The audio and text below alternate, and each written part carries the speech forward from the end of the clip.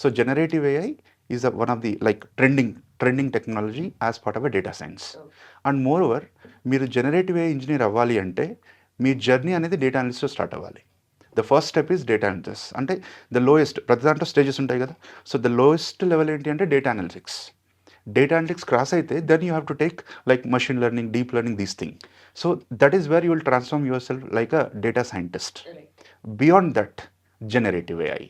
So అందుకనే మీరు ఆ లెవెల్కి వెళ్ళాలంటే మీకు యూనిట్ టైం, స్టిపులేటెడ్ టైం కావాలి. So 6 months, 6.5 months time duration అనేది కావాలి.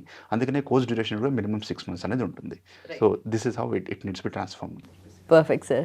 ఫుల్ స్టాక్ తీసుకోవాలా, లైక్ డేటా సైన్స్ గురించి సార్ కంప్లీట్గా క్లారిటీ ఇచ్చేసారు కాబట్టి, సో ఫుల్ స్టాకా డేటా సైన్సా, సో ఇప్పుడు ఈ రెండింటి మధ్యలో కూడా ఉంటుంది.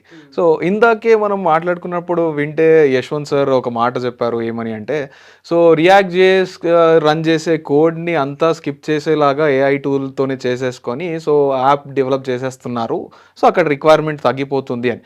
యా, సో రిక్వైర్మెంట్ తగ్గిపోతుంది, బట్ నేను కూడా రీసెంట్ టైమ్స్లో లింక్డ్ఇన్స్లో లైక్ చాలామంది పెద్ద పెద్ద వాళ్ళు పోస్ట్ పెడుతుంటారు, సో దానికి కమెంట్స్ ఉంటాయి. లైక్ నేను చూసింది ఏంటంటే దాంట్లో లైక్ ఎంత ఏఐ వచ్చేసి ఎంత లైక్ జాబ్స్ ఇప్పుడు రియాక్ట్ చేసే పని ఏఐ చేసేసినా అది కరెక్ట్గా చేసిందా లేదా అని చెక్ చేసే పర్సన్ కూడా ఉండాలి.